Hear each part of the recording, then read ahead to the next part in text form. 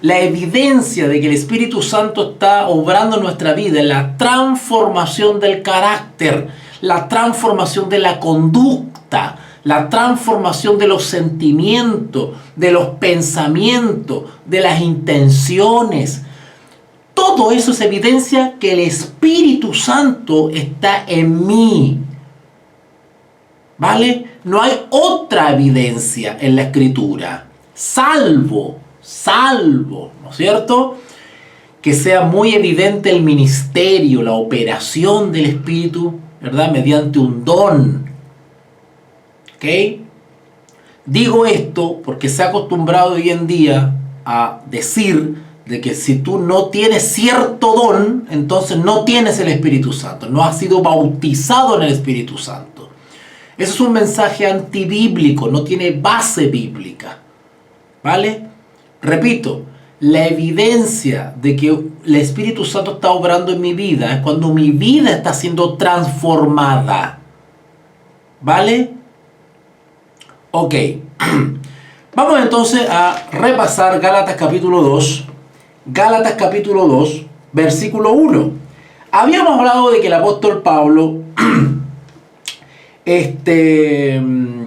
A ver, vamos a ordenar un poquito estos sucesos. El apóstol Pablo conoce al Señor Jesús y recibe al Señor Jesús en Damasco. ¿Se acuerdan? Cuando se le aparece la luz brillante, ¿no es cierto? Y el apóstol Pablo se le daña un poquito su vista, se ve afectado por su vista. Bueno, desde ese momento hasta que el apóstol visita Jerusalén, pasan 3 años. ¿Ok? Pasan 3 años. ¿Vale? Pasan 3 años. Ajá. Perfecto. Luego, el apóstol Pablo se va a hacer su obra misionera.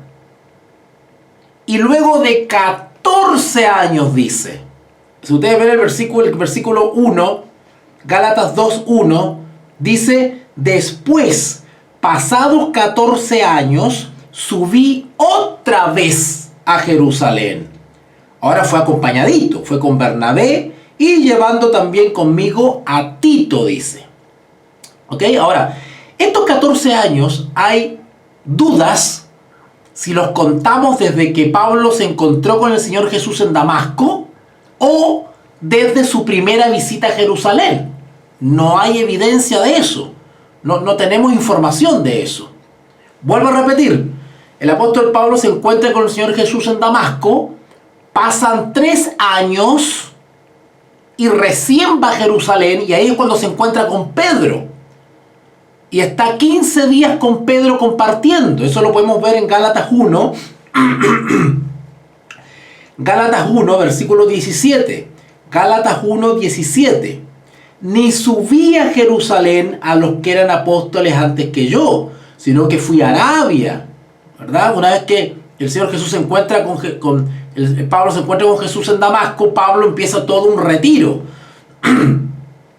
Arabia, dice el 17, y volví de nuevo a Damasco. Después, pasados 3 años, subí a Jerusalén para ver a Pedro. ¿Ok?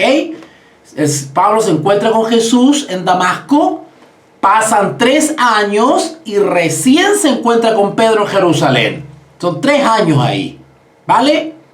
Luego, dice Pablo en Gálatas 2.1, después, pasados 14 años, subí otra vez a Jerusalén. La segunda visita de Pablo a Jerusalén. Ahora, lo que no hay claridad entre los estudiosos es si que estos 14 años los contamos desde que Pablo se encontró con Jesús en Damasco o desde su primera visita a Jerusalén. Porque si contamos ese periodo de entre Damasco y la primera visita a Jerusalén son 3 años. Ahí viene que sumárselo a los 14, serían 17 años. Bueno, da lo mismo en realidad. No tiene mucha importancia, pero ¿por qué le explico esto? De que Pablo era absolutamente independiente en el sentido de de estar recurriendo a los apóstoles. Pablo no recurría a los apóstoles para su ministerio, porque Pablo, recuerden, que recibió instrucción, fue llamado directamente por Jesús, igual que los demás apóstoles, y fue instruido directamente por Jesús, igual que los apóstoles. Por lo tanto, el evangelio que predicaba Pablo era el mismo que predicaban los otros apóstoles. De hecho, lo vamos a leer más adelante, cuando Pablo dice, el evangelio que lo recibí, o sea, los apóstoles no me comunicaron nada nuevo, dice Pablo. O sea, cuando yo escuché a los apóstoles hablar de Jesús, nada nuevo me comunicaron, porque él ya había sido instruido. Uno que ya tenía conocimiento bíblico y otra que ya había sido instruido por el Señor Jesús. Entonces, nada, del punto de vista teológico, del punto de vista de la enseñanza, nada nuevo le enseñaron los apóstoles. ¿Vale? Y eso no lo hizo con soberbia. Simplemente él quiere aclarar el punto de que él no depende de otros hombres, de otros seres humanos para realizar su ministerio. Él va por la fe. Ha sido instruido por el Señor Jesús y él va por la fe. De hecho, y vuelvo a repetir, desde que se encuentra con el Señor Jesús, no va inmediatamente a juntarse con los apóstoles. Pasan 3 años. Y dice que se va a Arabia y no sé qué. Y después de 3 años, recién va a Jerusalén y se encuentra con Pedro. Y ni siquiera tuvo 1 año. 2 semanas compartió con Pedro. ¿Vale? Y no solamente con Pedro, sino que también compartió con Jacobo, el hermano del Señor Jesús. ¿Vale? Y luego de ese primer encuentro con los apóstoles pasaron 14 años. Imagínense. Y de nuevo se encontró con Pedro. O sea, ¿qué quiero dar a conocer de esto?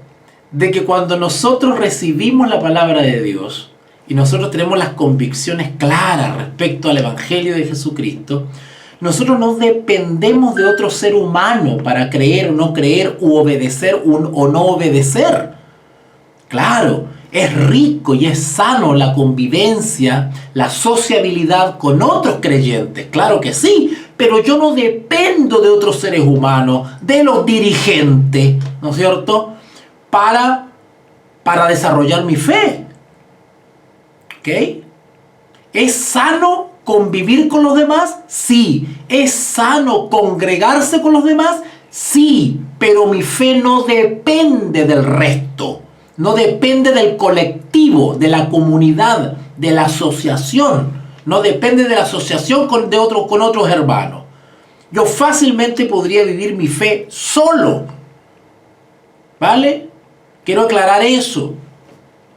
¿Okay? Porque hay personas, ha pasado situaciones que hay hermanos que por X motivos no quieren congregarse en tal o cual lugar y están mucho tiempo solitos, o se reúnen en su casa, o se reúnen con familiares, o se reúnen con un pocos amigos y creen que eso no está bien, ¿verdad? No, la Escritura dice claramente en Mateo 18:20 que donde estén 2 o 3 congregados reunidos, allí estoy yo en medio de ellos, dice el Señor. ¿Vale? No necesitamos ir donde hay grandes congregaciones. Eso es un mito, es una tradición. Así que aclarado ese punto, paso a leer entonces Gálatas capítulo 2, versículo 1. Gálatas capítulo 2, versículo 1. Después, pasados 14 años, subí otra vez a Jerusalén con Bernabé, llevando también conmigo a Tito. Algo les hablé también de Tito, lo voy a recalcar ahora de nuevo, la clase pasada. Pero, dice Pablo, subí según una revelación. Y para no correr o haber corrido en vano, o sea, inútilmente o de balde, expuse en privado primero, antes de visitar las congregaciones, porque había mucho prejuicio, los judaizantes ya habían prejuiciado o contaminado a los hermanitos contra Pablo. Recuerden que los judaizantes y otros grupos estaban desacreditando a Pablo, señalándolo como un falso apóstol, que no era un verdadero apóstol. Y Pablo constantemente tenía que estar vindicando o reafirmando su misión y su ministerio como apóstol. y que nada era menos que los demás apóstoles. Así que Pablo, para no viajar inútilmente, que su viaje no sea inútil, se aseguró que le abriesen las puertas, ¿verdad? ¿Y qué hizo? Se reunió en privado con los dirigentes, con las personas de más madurez en el Evangelio, con los que tenían ya una, por decirlo así, una responsabilidad en las congregaciones, ¿verdad? Que los hermanos confiaban en esos pilares. Entonces Pablo se reúne con esos hermanitos primero. Si Pablo se lograba ganar a esos dirigentes, tenía las puertas abiertas en las congregaciones. Así que Pablo fue astuto en ese sentido.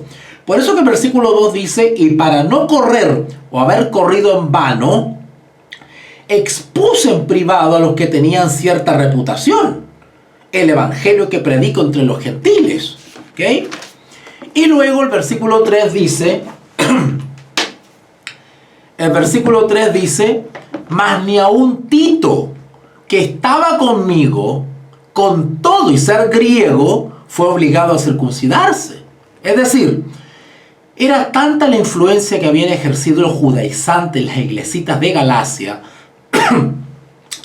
que se había introducido la idea a los gentiles, es decir, a los que no provenían del pueblo judío, se había introducido la idea de que todo aquel gentil que aceptase a Jesús como Señor y Salvador tenía que circuncidarse. Así que ejercían cierta presión. ¿Y qué hizo Pablo? Pablo explicó a los dirigentes de que el concilio de Jerusalén y lo correcto, lo prudente, era no imponer estas cargas a los gentiles.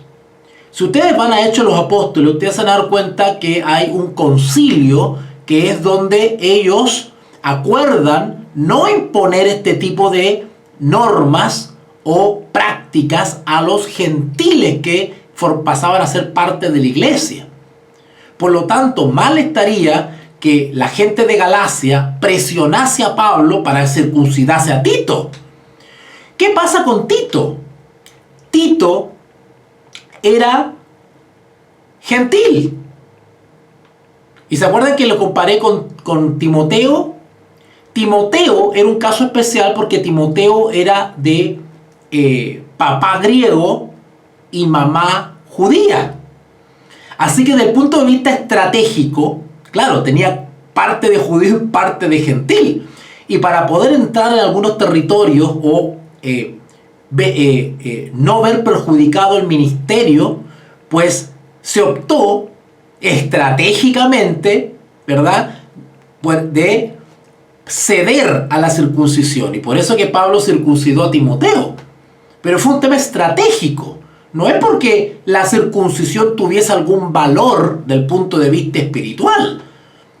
Los que han sido justificados por la fe saben que esas tradiciones o esas prácticas nada son, no tienen ningún valor del punto de vista espiritual. Así que daba lo mismo. Si se circuncidaba a Timoteo o no se circuncidaba a Timoteo, daba lo mismo.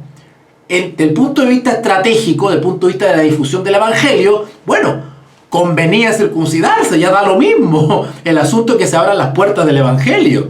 Así que pues Pablo se dio a circuncidar a Timoteo. Pero ¿qué pasaba con Tito? El caso de Tito era distinto porque Tito era gentil. ¿Ah? Tito era gentil. Y si Pablo cedía a los judaizantes para circuncidar a Tito, pues se iba a marcar un precedente equivocado. Porque primero se le iba a dar el gusto a los judaizantes, ¿verdad? Y, ¿verdad?, se iba a ceder a las presiones. Es decir, no teniendo necesidad Tito, como gentil, como griego, si se cedía a la circuncisión de Tito, era un mal precedente, porque se le iba a dar la razón a los judaizantes, ¿vale? Entonces, por eso es que hay que explicar ambos casos.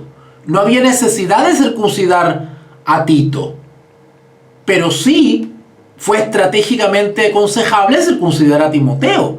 Pero vuelvo a repetir, no tiene ningún valor, ningún peso del punto de vista espiritual la circuncisión, daba lo mismo.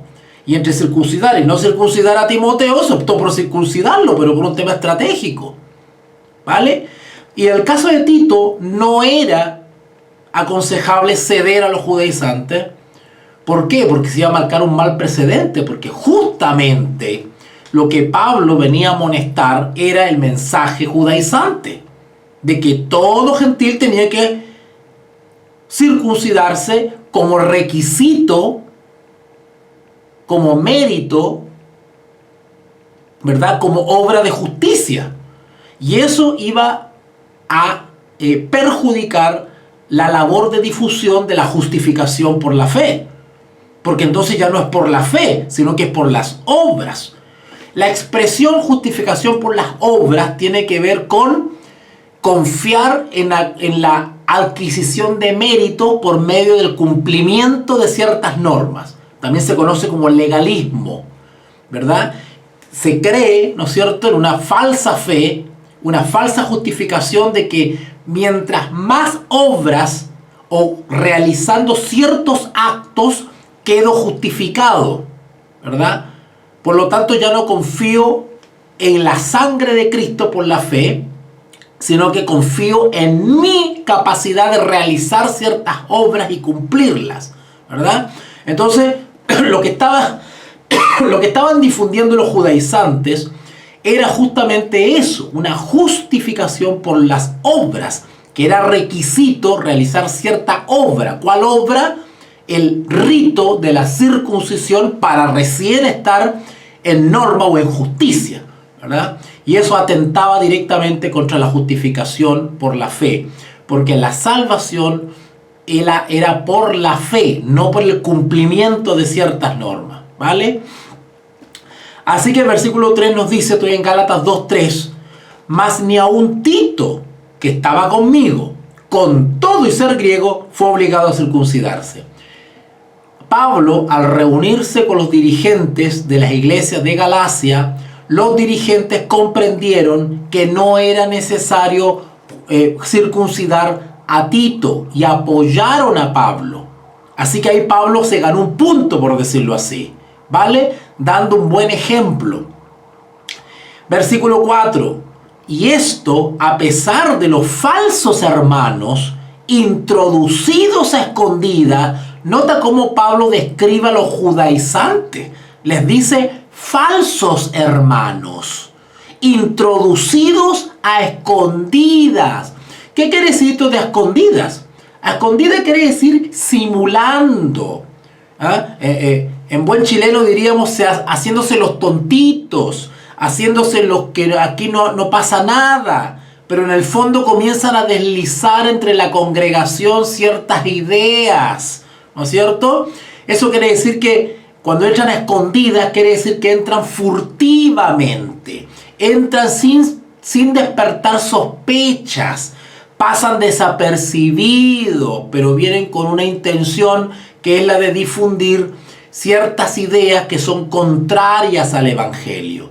Por eso uno tiene que estar clarito en la Escritura para que no le pasen gato por liebre.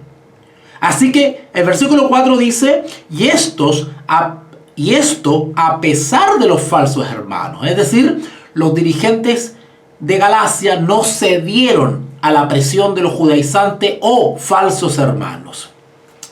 Y por lo tanto no se cedió en la circuncisión de Tito. Introducidos a escondidas, que entraban, esto de entraban quiere decir que pasaban a ser parte de las congregaciones, que entraban para espiar nuestra libertad. Cuando Pablo habla de nuestra libertad, está hablando de la justificación por la fe, que nos liberta del pecado, ¿vale? Al contrario, él cuando dice que uno se desliza hacia la circuncisión y hacia las tradiciones judaicas, él dice que se cae en esclavitud. Tienen que manejar esos términos, esas ideas, porque Pablo usa estas palabras libertad y esclavitud para describir con la libertad la experiencia y la justificación por la fe, libertados del pecado, y la esclavitud a esclavos del pecado, ¿vale? Así que manejen esos términos.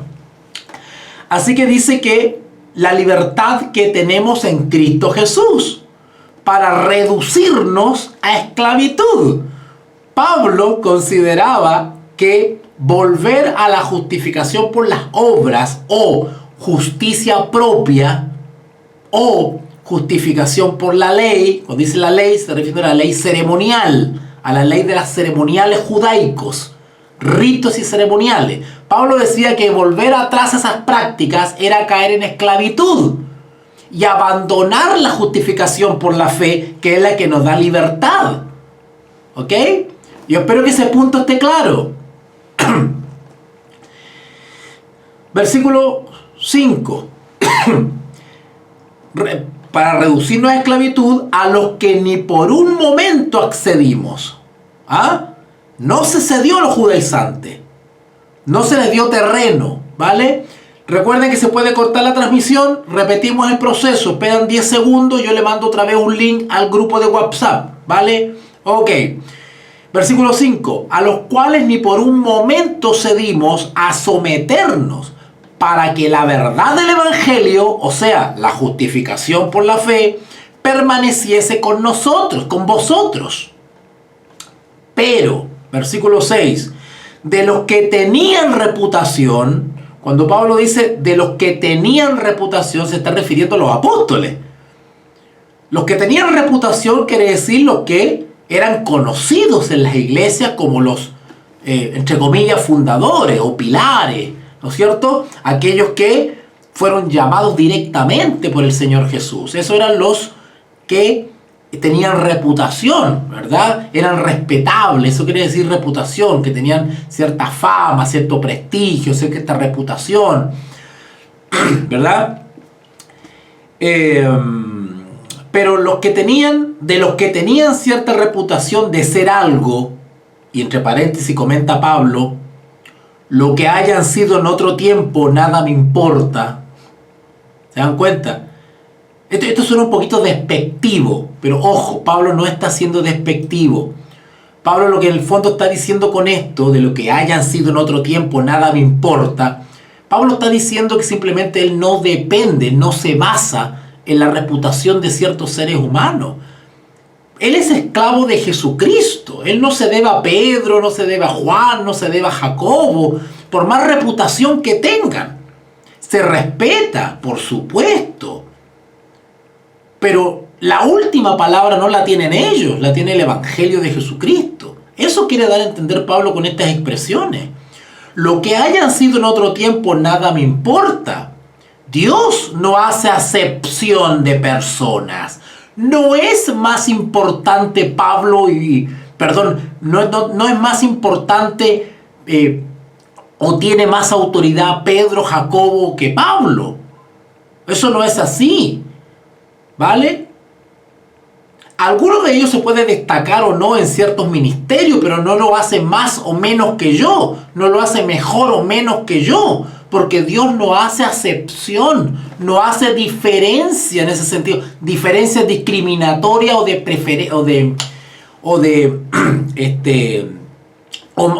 privilegios uno respecto de otro. Cuidado con eso. ¿Por qué Pablo aclara esto? Porque el mismo apóstol Pablo, si ustedes van a las cartas de Tesalonicenses, el apóstol Pablo hace advertencias respecto a la aparición del hombre de pecado, el hijo de perdición. Pablo, de manera profética, anunciaba que desde ellos mismos, desde la misma iglesia, iban a hacer una apostasía, dice él, ¿verdad? Y nosotros conocemos que esa apostasía que se fue generando por ahí por el siglo IV después de Cristo, es una apostasía en la iglesia que comenzó a levantar a un hombre, a un ser humano como cabeza de la iglesia, ¿verdad? Como piedra de la iglesia.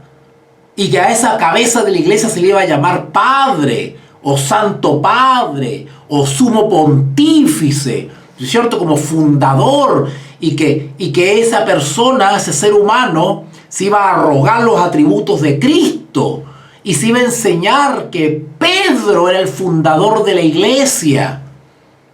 Toda esa enseñanza no tiene fundamento bíblico porque el Señor Dios, creador, no hace acepción de persona. No es más Pedro que Pablo y que Bernabé y que Jacobo. Todos son parte de un mismo cuerpo, son miembros de un mismo cuerpo. La oreja no es más importante que la boca, los ojos no son más importantes que la mano. Todos cumplen una labor, un ministerio en beneficio de todo el cuerpo. Entonces, la idea de que la oreja es fundadora de la iglesia, es más importante, ¿no es cierto? Eso es una idea que no está en la Escritura, ¿vale? Así que por eso Pablo deja claro este tipo de principios para que las generaciones posteriores de creyentes no estén pensando que hay que pedirle permiso a Pedro, que hay que estarle pidiendo la bendición a Pedro para hacer algo. Hoy en día se estila eso. Si el obispo o el pastor no da permiso, los hermanos no mueven un dedo. Eso es una autoridad que no viene de la Biblia. Al contrario, esa autoridad viene de Roma, viene de un poder anticristiano. ¿Ok? Porque la iglesia de Cristo no es jerárquica. El de abajo no tiene que pedirle permiso al que está arriba. Y el de arriba no es dueño de la vida del que está abajo. Esa manera de organizarse y de entenderse no viene de la Escritura. La organización y la relación de los miembros de iglesia es horizontal. Cada uno es servidor de su hermano. No es jerárquica, vertical. La organización de la iglesia es horizontal. La gran apostasía que profetizó Pablo y que vio su origen a fines del siglo IV y comienzos del siglo V con la aparición de la iglesia del Estado, ¿verdad? O más conocida como la iglesia papal. Esa es una apostasía, es una iglesia jerárquica, ¿verdad? Donde la conciencia del de abajo se somete a la conciencia del que está arriba, ¿verdad? Y se acostumbra a la gente a una obediencia ciega.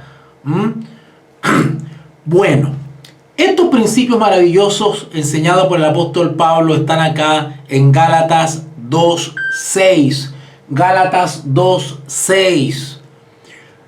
Pero de los que tenían reputación de ser algo, lo que hayan sido en otro tiempo, nada me importa. Dios no hace acepción de personas, ¿vale? A mí, pues, los de reputación nada nuevo me comunicaron. ¿Verdad? ¿Se acuerdan que en la introducción les decía que desde el punto de vista teológico, desde el punto de vista de la justificación por la fe, los apóstoles o los de reputación nada nuevo le enseñaron a Pablo? Pablo ya tenía conocimiento bíblico y fue reeducado, confirmado por el mismo Señor Jesús en revelaciones. Así que desde el punto de vista del mensaje del Evangelio, nada nuevo le enseñaron los apóstoles. Así que Pablo no le debía el Evangelio a los apóstoles. Pablo se lo debía al Señor Jesús mismo. Versículo 7, Gálatas 2:7. Antes, al contrario, como vieron que me había sido encomendado el Evangelio de la incircuncisión, es decir, de los gentiles, como a Pedro el de la circuncisión, o sea, el de los judíos, pues el que actuó en Pedro para el apostolado de la circuncisión, actuó en mí también para con los gentiles. Pablo está señalando en estos versículos que los mismos apóstoles se dieron cuenta que Pablo había sido señalado por Dios mismo, por el Espíritu Santo, para encargarse o dirigir su esfuerzo a los de la incircuncisión, es decir, a los gentiles. Y los frutos del trabajo de Pablo daban evidencia de que su ministerio estaba aprobado por Dios. Y los apóstoles reconocieron eso. Y Pablo después confirma y dice, porque el mismo que actuó o que actuaba en Pedro y los demás apóstoles, el mismo actuaba en mí. En otras palabras, el mismo Espíritu Santo que guiaba a Pedro y a los apóstoles, el mismo me guía a mí. Solo que a Pedro le dio el ministerio entre los judíos y a mí me dio el ministerio con los gentiles. Por eso que Pablo usaba astutamente ciertas estrategias para llegar a los gentiles. No actuaba de la misma manera que Pedro lo hacía con los judíos. Pablo adoptó el método paulino, que era un método, tuvo que adaptar su estrategia. Pablo no iba como judío a donde los gentiles. Pablo adaptaba su estrategia. ¿Se dan cuenta? Y nosotros hoy en día tenemos que ser igualmente sabios. Por eso que es perjudicial fanatizarse o militar de manera necia, orgullosa respecto a la organización o congregación a la cual yo pertenezco. Sí, profesor. Listo, vamos avanzando entonces. Estamos en Gálatas capítulo 2, versículo 7. Gálatas 2, 7. Ahí para que busques en tu espada de dos filos. Bueno, les recuerdo que se está grabando todo, así que en unas horas más yo subo este video completo al canal de YouTube Veritas Day para que puedan ver la clase completa. Ok. Bueno, dice el versículo 7 entonces, y ya lo estábamos comentando antes del corte. Dice, antes por el contrario, como vieron que me había sido encomendado el evangelio de la incircuncisión, es decir, de los gentiles, ¿verdad? Como a Pedro el de la circuncisión, es decir, los pilares o los de reputación, como dice Pablo, ¿no es cierto?, refiriéndose a Pedro y a los otros apóstoles, recibieron testimonio o evidencia de que Pablo efectivamente estaba siendo dirigido por el Señor, pero se le había dado un ministerio distinto, es decir, una misión, un servicio a los no circuncidados, a los gentiles, ¿ok? Y si bien Pedro se le había dado el ministerio a los circuncidados, es decir, a los judíos, para que trabajase difundiendo el evangelio entre los judíos, entre la nación judía, a Pablo se le dio la misión como judío y por sus características, porque la sabiduría de Dios comprendió que Pablo tenía la habilidad para hacerlo, se le dio el ministerio a los gentiles. Y lo que decíamos antes del corte es de que Pablo optó de manera sabia, inspirada por el Espíritu Santo, de ciertas estrategias poco ortodoxas. Por eso que algunos judíos, ¿verdad?, incluso algunos apóstoles, no entendían mucho cómo actuaba Pablo, porque Pablo no actuaba según el formato judaico, ¿verdad? Entonces, Pablo con todas estas estrategias, ¿verdad?, muy interesantes, muy sabias, él llegaba al mundo de los gentiles, ¿no es cierto? Y además que Pablo fue un eslabón bastante interesante y muy bonito entre el mundo judaico y los gentiles, porque habían barreras ahí que había que romper, ¿verdad? Ahora, Pablo no estaba haciendo nada nuevo, porque esto se conoce como el método paulino, pero en realidad no es un método paulino, en realidad es el método de Jesús, porque Jesús nos enseñó justamente a adaptar nuestras estrategias para llegar con el evangelio a sectores o comunidades que pueden tener prejuicios con nosotros. Y el Señor Jesús nos enseñó que no tenemos que ser rígidos siempre en la presentación del evangelio, sino que tenemos que adaptar nuestros métodos, pero esa adaptación no tiene que violar principios. Cuidado con eso, ¿verdad? ¿Verdad? Entonces, Pablo adaptaba su estrategia siempre cuidando de no violar sus principios, obviamente, ¿no es cierto? Todo tiene un límite. Así que Pablo resultó en un eslabón maravilloso. Bueno, le hablaba del método del Señor Jesús cuando él se reunió con la mujer samaritana, ¿se acuerdan? En el pozo de Jacob, y que eso estaba mal visto. Era como incómodo, ¿verdad? Porque los judíos tendían a evitar a los samaritanos. Y Jesús estaba conversándolo más bien ahí con la mujer samaritana en el pozo. Entonces, eso fue educando a los apóstoles, les fue enseñando, ¿verdad? Que había que dejar esa rigidez, esa hipocresía, y que lo que tiene que movernos cuando queremos llegar a alguna comunidad es el amor. Lo que movía a Jesús cuando se acercó a la mujer en el pozo de Jacob era el amor por esa alma. Cuando Jesús miraba a la mujer samaritana, no veía a una mujer samaritana. Ella veía un alma, veía a un ser humano que necesitaba de salvación. Esa es la misma actitud que tenemos que tener nosotros. No creyentes, tanto del pasado como del presente, tenemos que derribar esos prejuicios de nacionalidad, de raza, de origen, de estatus económico, de educación. Porque nosotros cuando miramos a otra persona tenemos que verla como lo que es, una persona. ¿Y qué es lo que hacía el Señor Jesús? Sin embargo, los judíos que aceptaban al Señor Jesús como Señor y Salvador todavía arrastraban esos prejuicios contra los extranjeros, contra los gentiles, contra el que no era judío. Entonces les resultaba un poco extraño hacer ciertas cosas. Y ya leímos y estudiamos en la clase pasada lo que le pasó a Pedro.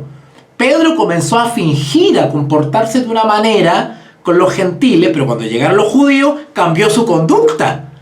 Y Pablo lo amonestó y le dijo, no seas hipócrita. Y le dio todo un sermón, eso lo estudiamos en la clase anterior, muy bonito.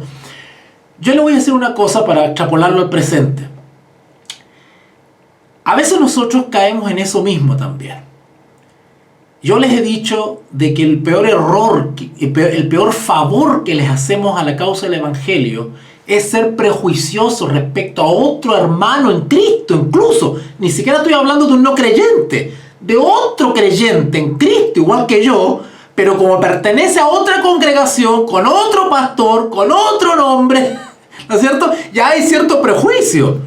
¿Por qué? Porque se ha dado la idea de que, porque usted le pregunta a un hermano hermanos de distintas congregaciones, de distintas denominaciones cristianas, y todos dicen que están en la verdad. Todos dicen que están en la sana doctrina. Todos quieren arrastrar agua para su molino. Cuando usted conoce a un hermano que pertenece a otra congregación, uno quiere traerlo para su congregación, ¿no es cierto? ¡Qué rico sería! Eso es actuar sectariamente. Y ojo, no estoy aquí poniendo ecuménico. Ecuménico es otra cosa. ¿A qué me estoy refiriendo? Me estoy refiriendo a que no tenemos que tener ese tipo de barreras. Nosotros no sabemos la experiencia espiritual de otro hermano. Yo llevo casi 25 años de trabajo en la enseñanza bíblica y les puedo asegurar que todas las congregaciones cristianas, todas las denominaciones, unas más que otras, todas, no se salva ni una, todas, y he recorrido el mundo.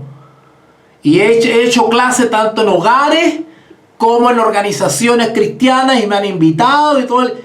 Son más de 25 años de circo, ¿vale? Conozco los institutos de teología, conozco todo el ambiente. Y les puedo asegurar que todas tienen sus errores. No que la Biblia tenga errores, sino que la manera de leer, de interpretar ciertas doctrinas, cada congregación tiene sus peculiaridades, que no son exactamente bíblicas, unas más que otras, pero todas tienen sus cositas. Entonces pretender, ¿verdad?, que una congregación tiene toda la verdad y la sana doctrina es un error, ¿vale? Y se lo digo por la experiencia, ¿ok? Por lo tanto, ¿por qué le digo esto? Porque tenemos que estar abiertos siempre a aprender cosas del Evangelio. Hay congregaciones que tienen ciertas prácticas y ciertas doctrinas que son hermosas y son muy bíblicas y no las tienen otras congregaciones. Y yo le pediría a esas que aprendiesen de esta otra. Entonces hay cositas lindas que hay que rescatar de otras denominaciones y que son bíblicas. Y sin embargo, hay congregaciones cristianas, denominaciones cristianas, que guardan de todo corazón y practican ciertas doctrinas, pero no son bíblicas. Y lo hacen de todo corazón, yo no las estoy condenando, ¿verdad? Pero no son bíblicas, no son netamente bíblicas. Incluso hay muchas organizaciones cristianas que todavía observan como bíblicas doctrinas católicas. ¿Te das cuenta? Y lo creen de todo corazón, yo no lo estoy juzgando. Pero todavía falta que se liberen de ciertas dogmas y doctrinas que todavía vienen de Roma. No se han reformado totalmente, pero lo creen de todo corazón. Entonces, el abanderarse así como así es una piedra de tropiezo. Uno tiene que tener un criterio amplio y saber reconocer la riqueza y la verdad en otras comunidades, ¿vale? El versículo 7, entonces vamos a repetirlo, Gálatas 2:7, dice: antes, por el contrario, como vieron que me había sido encomendado el evangelio de la incircuncisión, como a Pedro de la circuncisión, pues el que actuó en Pedro para el apostolado de la circuncisión, actuó en mí, dice Pablo, para con los gentiles. ¿Qué está diciendo Pablo con esto? Que el mismo espíritu que inspiró a los apóstoles y que los guiaba y los capacitaba con dones espirituales, el mismo espíritu inspiraba y capacitaba a Pablo. Era el mismo Dios, el mismo Espíritu Santo que inspiraba a Pedro a los judíos y a Pablo a los gentiles. Ahora, la manera de expresar el ministerio era distinta. Pablo tenía ciertas estrategias. Él decía: hay que hacerse griego para ganar al griego. Y tenía cierta manera de expresarse. Era más elaborado, más teológico Pablo, ¿verdad? Por decirlo así, tenía más estudios, ¿no es cierto? Y Pedro tenía otra manera. Y era un tremendo paladín y predicador. Pedro se caracterizaba por dar unos discursos, pero muy bien elaborados. Y eso era inspirado por el Espíritu, porque Pedro era de condición humilde, no estaba pulido como estaba Pablo. Y sin embargo, el Espíritu Santo suplía la carencia humana que tenía Pedro. Eso es lo maravilloso del Espíritu Santo. El Espíritu Santo te puede dotar, te puede proporcionar lo que te falta. ¿Vale? Ok. Luego dice el versículo 9, Gálatas 2:9, y reconociendo la gracia que me había sido dada, ¿vale? Jacobo, es decir, Santiago, hermano del Señor Jesús, Cefas, o sea, Pedro, y Juan, el apóstol Juan, que eran considerados como columnas, nos dieron a mí y a Bernabé la diestra en señal de compañerismo. ¿Vale? Esto es maravilloso, porque si Pedro, Santiago, Juan, o los que tenían reputación, los eran más antiguos, por decirlo así, los pilares de la iglesia cristiana, no hubiesen apoyado, no hubiesen comprendido el trabajo de Pablo, eso hubiese sido un desastre para la iglesia. Y hasta el día de hoy hubiésemos tenido dos líneas de cristianismo bíblico. Tremendo. Pero como los apóstoles se dieron cuenta, por el Espíritu Santo se dieron cuenta que Pablo tenía ciertos métodos un poco que había que comprender un poquitito, pero Pablo actuaba y trabajaba inspirado por el Espíritu. Y los apóstoles reconocieron el ministerio de Pablo y le dieron la mano. La diestra quiere decir que le dieron la manito, era una señal de confianza, de aprobación. En el fondo, ¿qué pasó? Hicieron un pacto. Los apóstoles hicieron un pacto con Pablo y le dijeron, voy a parafrasear un poquito, esto no está en la escritura, pero más o menos fue así, ¿verdad? Pablo, te reconocemos como un apóstol, como uno de los nuestros. Es evidente que te guía el Espíritu Santo a ti, a Bernabé, a Tito y a los demás. Trabajen tranquilos, tienen todo nuestro apoyo, todo nuestro respaldo. Vamos a trabajar porque aquí primero está la difusión del Evangelio y después están las discusiones en cosas pequeñas. Vamos a trabajar. Y se dieron la mano y todo resultó en armonía. Eso es un pacto que hicieron maravilloso. Versículo 9 entonces, Gálatas 2:9. Y reconociendo la gracia que me había sido dada, Jacobo, Cefas y Juan, que eran considerados como columnas, nos dieron a mí y a Bernabé la diestra en señal de compañerismo, para que nosotros fuésemos a los gentiles y ellos a la circuncisión, a los judíos. ¿Ok? Así que se hizo un pacto de trabajo para que ambos grupos, por decirlo así, Pablo su equipo y Pablo su equipo, pues trabajar en armonía para la difusión del Evangelio. Y dice el versículo 10, Gálatas 2:10, solamente nos pidieron, porque Pedro, Juan y Santiago o Jacobo le dieron un encargo a Pablo. ¿Ah? Le dijeron, ok Pablo, vete con Bernabé y con Tito, vayan a hacer lo suyo, ustedes están con el Señor, que les vaya bonito, pero, ojo, te pedimos un favor, no te olvides de los pobres que están en Judea, porque los hermanos de Judea la están pasando mal. Así que si tú puedes de Asia, de Galacia, llevar ayudita para Judea, ¡ay! Te lo agradeceríamos mucho. Y eso fue lo que pasó. Versículo 10.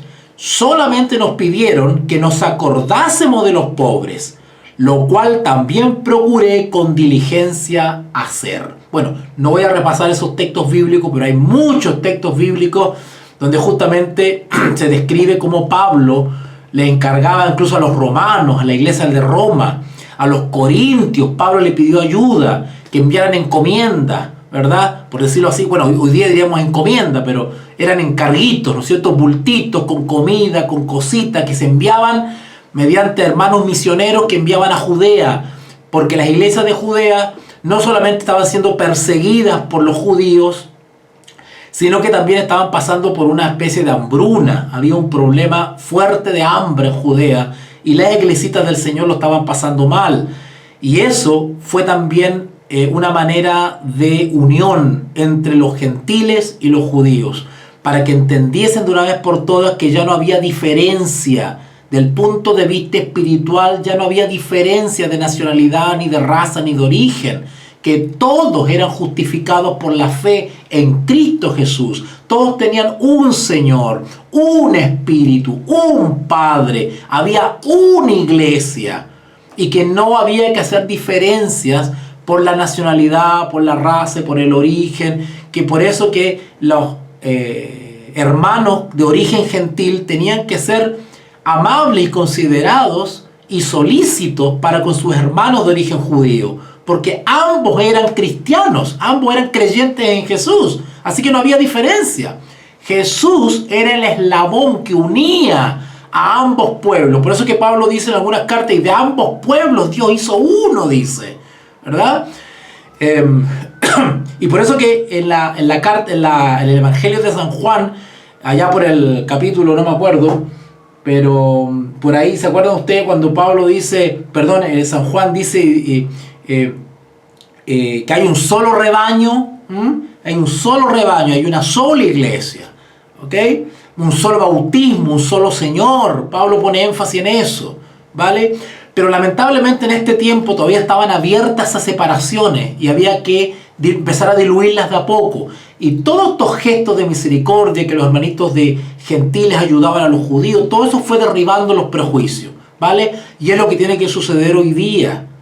Tiene eso que suceder hoy día, ¿vale? Bueno, Gálatas capítulo 2, del versículo 11 al 21, ya lo estudiamos, está el video ya en el canal Veritas Day, así que con eso damos por concluido el capítulo 2. Ahora lo que vamos a hacer es entrar al capítulo 3. Les adelanto que no creo que termine todo el capítulo 3 hoy día, ¿ok? Pero sí vamos a avanzar lo más que podamos, ¿ya? Ok, vamos a avanzar entonces.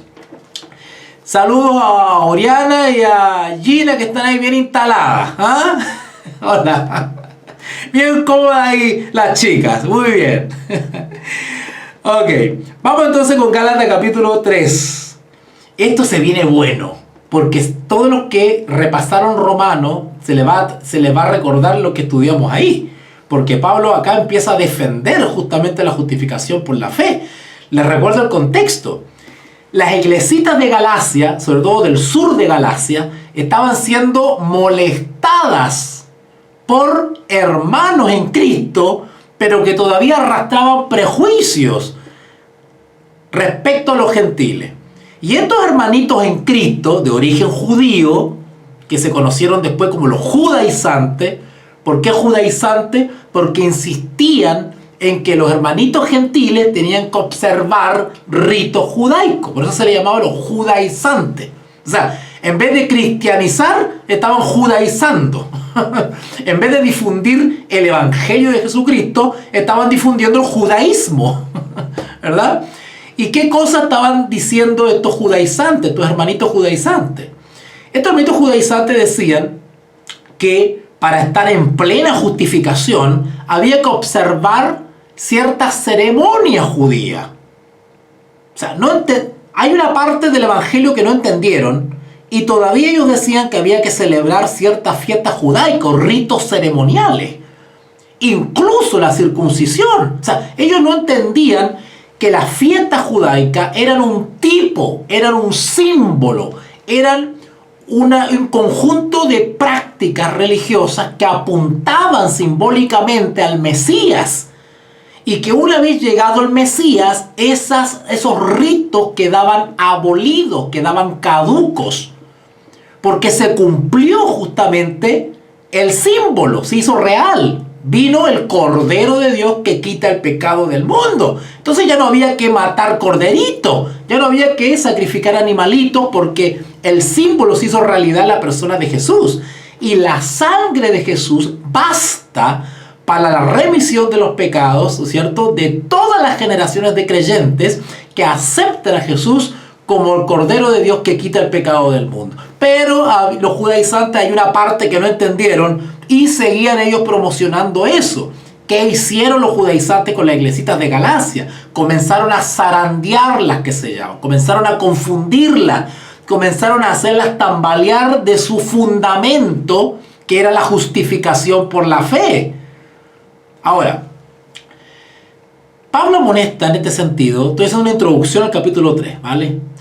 Pablo amonesta en este sentido, porque Pablo considera el otra vez volver a los rituales judaicos. Pablo lo considera como volver a la esclavitud. ¿Se acuerdan que les dije que Pablo simboliza la libertad, nuestra libertad con la justificación por la fe? Porque Cristo nos hace libres. ¿Libres de qué? Libres del pecado. Y sin embargo, Pablo, cuando decía, están volviendo otra vez a los ritos judaicos, él decía que era estar en esclavitud, porque ya no confiamos por la fe en la sola gracia de Cristo, su perdón por la fe, sino que ahora teníamos que realizar ciertas cosas para tener la seguridad de que estamos en armonía con Dios. Y eso Pablo decía que era salvación por las obras, era justificación por las obras. Entonces comenzó una controversia que Pablo tuvo que aclarar otra vez, y por eso la famosa carta de Gálatas. La carta de los Gálatas es una defensa a la justificación por la fe en contra del mensaje de los judaizantes que decían que era necesario realizar ciertos ritos. Es decir, depositar mi confianza no solamente en Cristo, sino en la propia realización de ciertos ritos. Y Pablo decía, eso es volver a la esclavitud. Eso es volver para atrás, decía él. ¿Ok? Ok. Dicho esto, comienzo a leer entonces el capítulo 3. Vamos para allá. Dice así: ¡Oh, Gálatas insensatos! ¿Quién os fascinó? Esa palabra fascinó, cuando ustedes la leen en otra versión bíblica, dice ¿quién os hechizó? ¡Wow! Miren la palabra que usa. ¿Quién os hechizó? Es como que le echaron un encantamiento. Pablo no podía entender, porque Pablo conocía, no era la primera vez que visitaba la iglesia de Galacia. Ya en su primer viaje misionero Pablo había pasado por Galacia. Y después pasó de nuevo, pero con Bernabé. Y cuando Pablo se entera, porque Pablo andaba por Corintio, y se entera que los Gálatas habían abandonado la justificación por la fe y estaban empezando a creerle a los judaizantes de que había que circuncidarse, de que había que celebrar esto, otro, Pablo no lo puede creer. Pero si ustedes estaban bien, ustedes aceptaron a Jesús por la fe, ¿quién lo está convenciendo que se deslice para otro lado? ¿Qué está pasando, Gálatas? Oh, Gálatas insensatos, Gálatas 3:1. Oh, Gálatas insensatos, ¿quién os fascinó para no obedecer la verdad? Cuando él dice la verdad, está hablando de la justificación por la fe. A vosotros, ante cuyos ojos Jesús fue presentado claramente. O sea, ustedes recibieron la verdad entre vosotros como crucificado. O sea, ¿qué les pasó? Y Pablo comienza ahí como se dice buen chileno, a parar el carro y les dice: esto solo quiero saber de vosotros. A ver, díganme. ¿Recibisteis el Espíritu por las obras de la ley? Hablando de la ley ceremonial, los ritos judaicos. O por el oír con fe, justificación por la fe. ¿Vale? Ustedes tienen que aprender a no descifrar, pero tienen que aprender a interpretar las expresiones de Pablo. Ojo con eso. Vuelvo al capítulo 2 y lo voy a interpretar. Esto solo quiero saber de vosotros. ¿Recibisteis el Espíritu, esto es el Espíritu Santo, por las obras de la ley? Es decir, ritos judaicos, o por el oír con fe. Ese oír con fe es lo mismo que decir justificación por la fe. ¿Tan necios sois? Habiendo comenzado por el Espíritu, es decir, habiendo recibido el Espíritu por la fe, ahora ibas a acabar por la carne. Él compara la justificación por la ley, la justificación por las obras, como volver a la carne. Haciendo la comparación entre estar en el Espíritu, es decir, guiado por el Espíritu Santo, o estar en la carne. Estar en la carne es esclavo de mis propias pasiones. Él hace esa comparación. Entonces, el que ha sido justificado por la fe está en el Espíritu. Y el que se desliza hacia las obras de la ley está en la carne o en esclavitud. ¿Vale? Pablo juega con esos términos para describir las dos experiencias, una verdadera y una falsa. ¿Ok? Versículo 3. Versículo 3. Tan necios sois, habiendo comenzado por el Espíritu, ¿ahora vais a acabar por la carne? ¿Tantas cosas habéis padecido en vano? Esto de padecido quiere decir cuántas cosas hemos sufrido por el Evangelio. ¿Saben ustedes, Gálatas, todo lo que tienen que caminar? Todo lo que he tenido que sufrir para ustedes enseñarles la justificación por la fe. ¿Y ahora me vienen con esto? ¿Saben ustedes todos los mártires que han habido? ¿Saben ustedes las veces que he estado preso? ¿Las veces que me han perseguido por yo difundirle la justificación por la fe, el Evangelio de Cristo? Y ustedes me salen ahora con esto. ¿Tantas cosas habéis padecido en vano? ¿En vano quiere decir inútilmente? Si es que también fue en vano. Aquel pues que os suministra el Espíritu. Eso de suministra es el que otorga el Espíritu. Y hace maravillas entre vosotros. Cuando dice maravillas, se está refiriendo más que a milagros, se está refiriendo a la maravilla de la conversión, del cambio, de la transformación del ser por la justificación, por la fe, por la obra del Espíritu en la vida que transforma. A eso se refiere con maravilla. ¿Vale? Aquel pues, estoy en el 5, Gálatas 3:5, aquel pues que os suministra o que otorga al Espíritu, que es Dios, y hace maravillas entre vosotros, ¿lo hace por la obra de la ley o por oír con fe? Otra vez la comparación. Aquel que os otorgó el Espíritu, ¿lo hizo porque ustedes creyeron por la fe o porque están observando las leyes ceremoniales? ¿O es por la fe o es por las obras? ¿Cómo se recibe el Espíritu? ¿Por la fe o por las obras?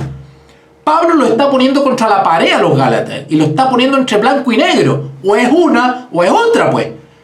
¿Cómo se recibe el Espíritu? ¿Por la fe o por la realización de ciertos ritos y ceremonias o prácticas judaicas?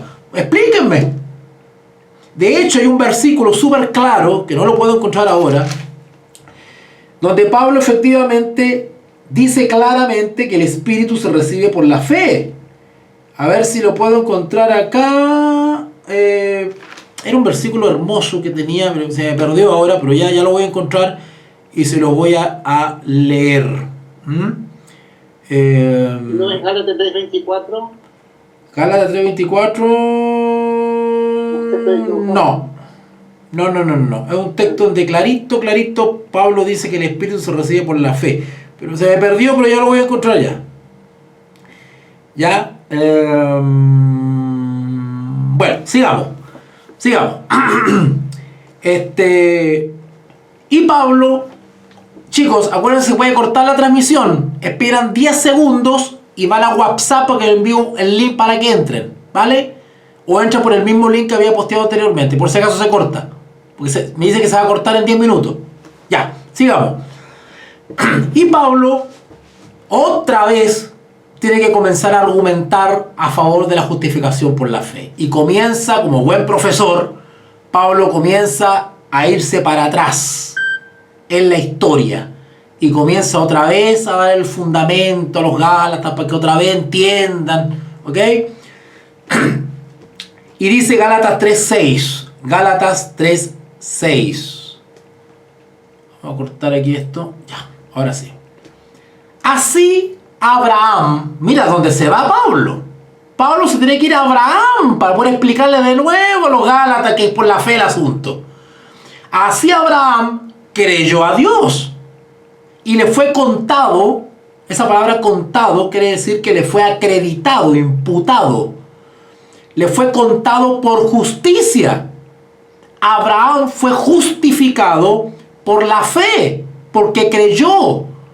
Abraham no tuvo que hacer nada para poder ser justificado por la fe. De hecho, Abraham fue justificado por la fe no estando circuncidado. Abraham no estaba circuncidado cuando fue justificado por la fe. Y ahora, ¿por qué Abraham creyó en esa condición y fue llamado en esa condición? Porque la circuncisión se le dio después, como señal, como pacto.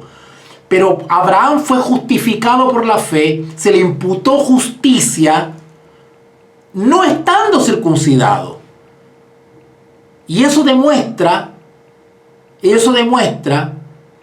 que por la fe puede ser justificado el que no está circuncidado como el que sí está circuncidado. Por lo tanto, Abraham es padre de la fe, ya sea de gentiles, de chilenos, de americanos, de bolivianos, de paraguayos, no importa la nacionalidad. Si estás o no estás circuncidado, no importa. Somos, espiritualmente hablando, hijos de Abraham. Porque para ser hijos de Abraham hay que creer por la fe. Por eso que Abraham tanto es padre de gentiles como padre de los judíos. Los judíos, al sentirse tan orgullosos y jactarse de que eran hijos de Abraham, estaban cometiendo una injusticia. Porque Abraham fue llamado estando incircuncidado para después ser llamado padre por la fe de los gentiles también. Por eso que era un error que los judaizantes presionaran a los gentiles para que se circuncidaran. No es requisito. ¿Vale? Así que el versículo 6 dice acá, Gálatas 3:6, así Abraham creyó a Dios. Así Abraham creyó a Dios y le fue contado por justicia. Fue justificado. Se le imputó la justicia. Saber, por tanto, que los que son de fe, estos son hijos de Abraham. ¿Se dan cuenta? Da lo mismo si el gentil está circuncidado o no. Si es judío o no. Si es griego, egipcio, árabe. Da lo mismo. Si cree de todo corazón en la justicia de Cristo, en el sacrificio de Cristo, es hijo de Abraham. Acá dice, sabed por tanto que a los que son de fe, es decir, los que creen por la fe, estos son hijos de Abraham. Y la escritura, nota, mira que sabia la escritura, previendo que Dios había de justificar por la fe a los gentiles, claro, porque ya las profecías señalaban la venida del Mesías y que el Mesías era Rey de reyes y Señor de señores de todas las naciones. Era el deseado de todas las gentes, no solamente de los judíos. Y por eso que tenemos que rescatar de la experiencia de Abraham esto que es tan notable. Cuando Abraham fue llamado y justificado por la fe, no estando circuncidado, era una señal de que por la fe iban a entrar todas las naciones a ser hijos de Dios. Por eso que era un error doctrinal de los judíos arrogarse solamente la exclusividad de que ellos eran hijos de Abraham y los demás los discriminaban. Eso no estaba bien. Porque si el gentil por la fe acepta al Señor Jesús, es hijo de Abraham, espiritualmente hablando. Dice acá entonces el 8, Gálatas 3:8. Perdón, pero ya estoy quedando aquí. Ya. Y la Escritura, previendo que Dios había de justificar por la fe a los gentiles, dio de antemano la buena nueva a Abraham, diciendo: en ti serán benditas todas las naciones. Abraham no estaba justificado, o sea, no estaba circuncidado. Y Abraham creyó en esa promesa. ¿Cuál? En ti serán benditas todas las naciones. Abraham creyó. Y no estaba circuncidado. Como señal de que los gentiles también habrían de ser justificados por la fe. De modo que los de la fe son bendecidos con el creyente Abraham. Son hijos de Abraham. Así como Abraham se le contó por justicia el haber creído, a los gentiles también se le cuenta por justicia el creer en Jesucristo. Y son justificados. Porque todos los que, el 10, porque todos los que dependen de las obras de la ley, es decir, de la justicia propia, de la realización de ritos y ceremonias, incluida la circuncisión, porque todos los que dependen, nota, no de la sangre de Cristo, sino que dependen de las obras de la ley, están bajo maldición. Esto es muy fuerte. Pues escrito está: maldito todo aquel que no permanece en todas las cosas escritas en el libro de la ley para hacerlas. Cuando dice los libros de la ley para hacerlas, se refiere a todos los mandamientos del Señor, pero por la fe. Porque la justificación de tapa a tapa en la escritura de Génesis Apocalipsis, la justificación siempre ha sido por la ley. Perdón, por la fe. Siempre ha sido por la fe. Abraham fue justificado por la fe. Sara fue justificada por la fe. Daniel fue justificado por la fe. José fue justificado por la fe. Todos los héroes de la fe descritos en Hebreos 11, ¿se acuerdan? Noé fue justificado por la fe. La salvación en la escritura de Génesis y Apocalipsis siempre ha sido por la fe.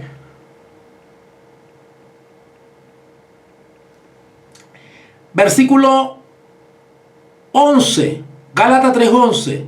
Y que por la ley ninguno se justifica. Ojo, está hablando de la ley ceremonial, la que estaban metiendo los judaizantes. Para que Dios, 11, y que por la ley ninguno se justifica para con Dios o delante de Dios. Es evidente, dice Pablo. O sea, Pablo lo da por hecho. Porque el justo por la fe vivirá. ¿Se acuerdan que ese texto lo leímos? Que ese texto está en Habacuc. Pero después Pablo lo toma y lo pone en Romanos. ¿Se acuerdan cuando estudiamos Romanos? El justo vivirá por la fe. Versículo 12.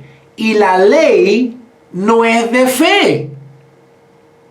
En otras palabras, cuando dice que la ley no es de fe, quiere decir que la ley no justifica. ¿Se acuerdan cuando estudiamos Romanos? Dijimos que la ley no perdona, la ley no limpia, la ley no santifica, la ley no redime, la ley no perdona. La ley lo único que hace, hablando de los principios morales de Dios, la ley lo que hace es mostrarme mi condición. Pero nada más, ese es el rol de la ley en el plan de salvación. La ley me muestra mi condición. Eres codicioso, eres ladrón, eres asesino, eres idólatra. Pero la ley es nuestro ayo para llevarnos a Cristo. Y Cristo nos pone en armonía con la ley. Bueno, quedamos en Gálatas 3:11. Vamos a leerlo rapidito. Gálatas 3:11.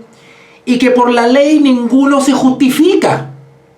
Para con Dios es evidente, porque el justo por la fe vivirá. Y la ley no es de fe, sino que dice, el que hiciere estas cosas vivirá por ellas. Es decir, en otras palabras, yo no soy justificado por el mero esfuerzo de hacer algo. O sea, yo no me justifico porque realicé algo. No. ¿Vale? Sino que el realizar algo es un fruto de haber creído. Voy a repetir eso, ¿ya?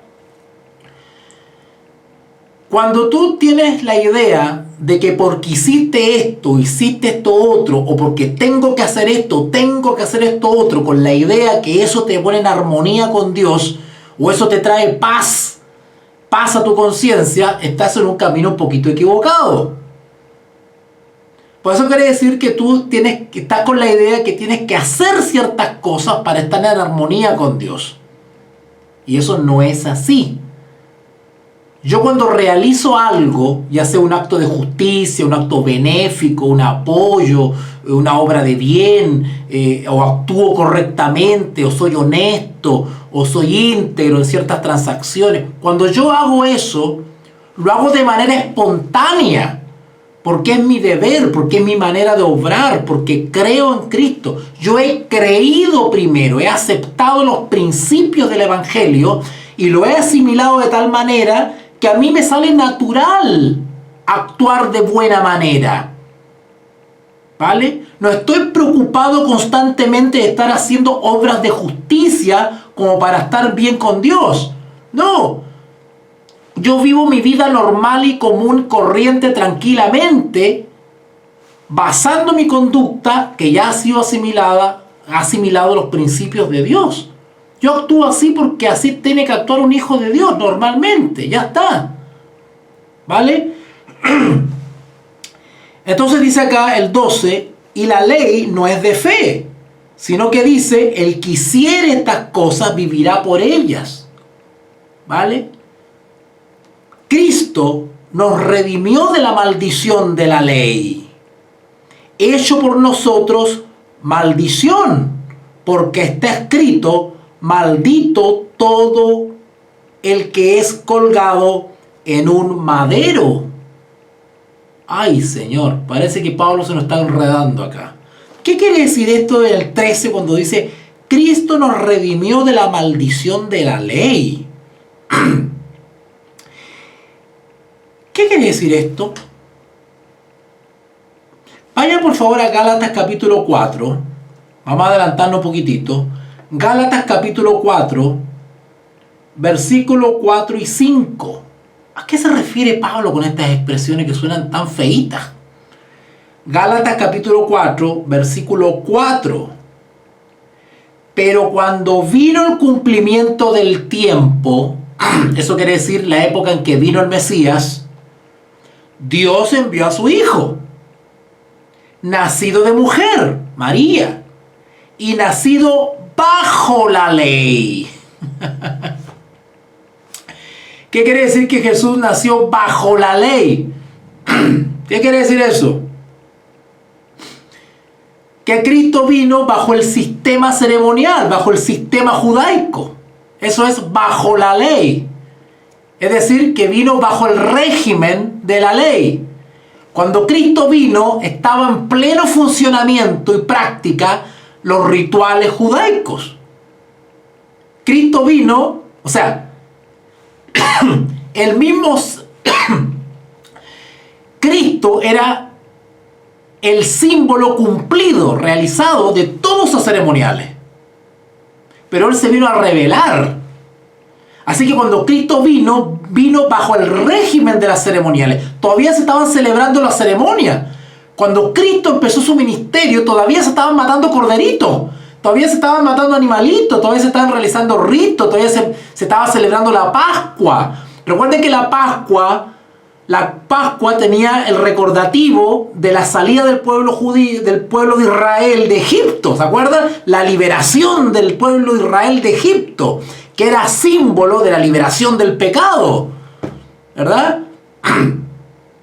de abandonar la esclavitud del pecado y ganar la libertad en Cristo, porque había que salir por la fe de Egipto, ¿verdad? Salieron por la fe al desierto, y qué sé yo, qué le esperaban al desierto. Ellos salieron por la fe. Eso era un símbolo de la justificación por la fe, y se celebraba la Pascua. La Pascua simbolizaba eso, la salida, la liberación de Israel de Egipto. Pascua, ¿verdad? Y cuando Jesús vino a esta tierra y caminó entre nosotros, pues se estaba celebrando todo eso. Por eso que dice acá, Gálatas 4:4, dice que pero cuando vino el cumplimiento del tiempo, Dios envió a su Hijo, nacido de mujer y nacido bajo la ley. Es decir, bajo la jurisdicción del sistema legal, del sistema ceremonial. Cristo vino justo cuando se celebraba todo eso.